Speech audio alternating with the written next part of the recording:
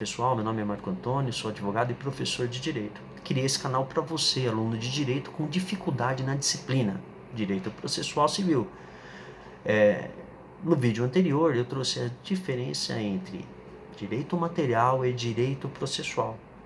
Hoje eu quero bater um papinho com vocês a respeito do processo civil, mais precisamente do procedimento comum.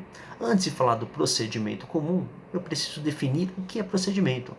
Procedimento é uma sequência de atos que foram determinadas por lei, lá no Código de Processo Civil, que eu devo seguir até chegar ao resultado final. Porque sempre que eu entro com um processo, sempre que eu entro com uma ação, o meu objetivo é a obtenção de uma tutela jurisdicional, que é declarada por sentença.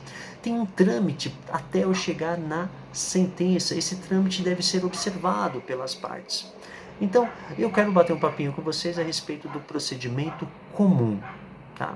O procedimento comum, pessoal, ele é dividido em 4 etapas. Fase postulatória, fase saneadora, fase probatória e fase decisória. Bom, fase postulatória. A fase postulatória ela tem início com o pedido do autor.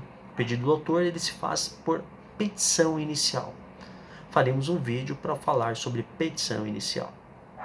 Uma vez estando a petição inicial em termos, o juiz determinará a citação do réu para que ele compareça a uma audiência de conciliação e mediação. Também faremos um vídeo só para falar sobre esse tema.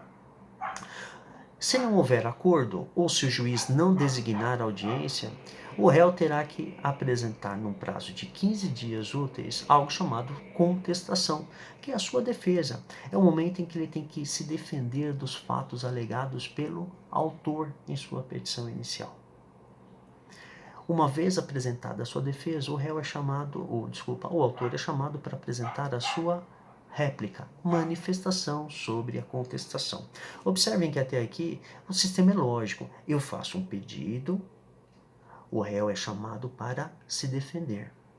Se ele se defender, ele tem que atacar os meus argumentos. Porque se ele não atacar, presume-se que o que foi dito na petição inicial é verdadeiro. E depois que o réu apresenta a sua manifestação, chamada de contestação, o autor é chamado ao processo para falar sobre a contestação do réu. É chamado de réplica, manifestação sobre a contestação. Encerrada a apresentação da réplica, a fase postulatória se encerra. Fase postulatória porque autor e réu estão pedindo algo. O autor pede a condenação do réu e o réu pede o quê? A improcedência da ação. Então eles estão postulando algo. Encerrada essa etapa, nós vamos para a próxima etapa, a etapa saneadora, que falaremos em vídeo apartado, mas a grosso modo o que ela significa? Ela significa que é aquele momento em que o juiz verificará nos autos se existem vícios que possam ser sanados, por exemplo, ausência de procuração, faltam guias, qualquer incapacidade da parte que precisava estar representada por alguém, não consta a representação. Então, nesse momento, o juiz fará o saneamento do processo para afastar eventuais irregularidades. Porque não adianta nada o processo ir lá para a fase final e lá na fase final ele reconhecer que existe uma nulidade absoluta que impediu o julgamento. Muito tempo teria sido perdido. Então esse é o objetivo, é preparar o processo para a sentença, ou melhor, para a próxima etapa. Mas mais do que isso, na fase saneadora, o juiz vai identificar quais foram os pontos que o autor alegou e o réu rebateu, chamados pontos controversos. Porque é sobre os pontos controversos que tem significado a próxima etapa que nós estudaremos, que eu já falarei para vocês. Mas voltando, então na fase saneadora o juiz verificará quais são os pontos controversos. Bom, se existirem pontos incontroversos, o que é ponto incontroverso? O autor alegou uma determinada situação e o réu não rebateu aquela situação. Se o réu não rebateu, qual é a consequência? Aquele ponto não foi rebatido, ele é tido como verdade. É uma verdade relativa. É uma presunção relativa de veracidade dos fatos, permitindo inclusive que o juiz nesse momento já julgue esse ponto não rebatido, não por sentença, é uma decisão interlocutória. O juiz permitirá nessa mesma etapa na fase saneadora, que as partes, autor e réu, apresentem a ele quais são as provas que elas utilizarão na próxima etapa do processo para demonstrar a sua verdade em juízo. Bom, as partes apresentam as suas provas, indicam as suas provas, o juiz tem a possibilidade de deferir ou indeferir, lembrando que sempre de forma justificada.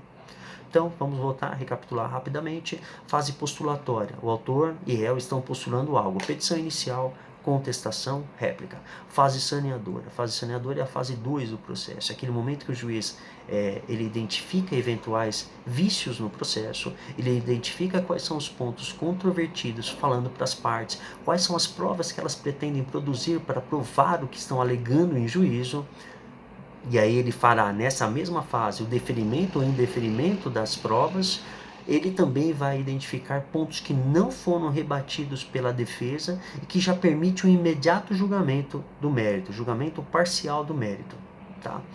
Encerrada essa fase saneadora, o processo vai para uma próxima etapa, a fase instrutória. É nessa etapa que as partes apresentam as suas provas. Provas orais, seja um depoimento pessoal da outra parte, prova testemunhal, é possível a prova pericial. Tudo isso nós estudaremos. Eu estou fazendo um apanhado geral para que vocês compreendam, quando nós formos falar em vídeos apartados, toda essa estrutura.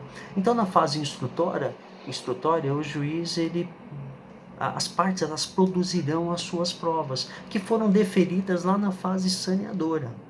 Encerrada a fase instrutória, o que acontece? O juiz dá uma fase, o processo vai para a fase decisória. É o momento em que o juiz julga o processo. O juiz sentencia dizendo se o autor ou o réu está certo, ou se os dois apresentam razão, julgando o processo parcialmente procedente, em pontos diferentes a razão de cada um deles. Tá?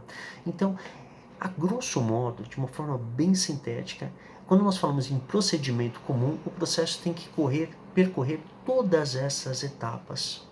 Todas essas etapas. No nosso próximo vídeo, eu quero bater um papo com vocês a respeito da petição inicial. E agradeço a compreensão de todos e desejo um forte abraço, tudo de bom. Um grande abraço.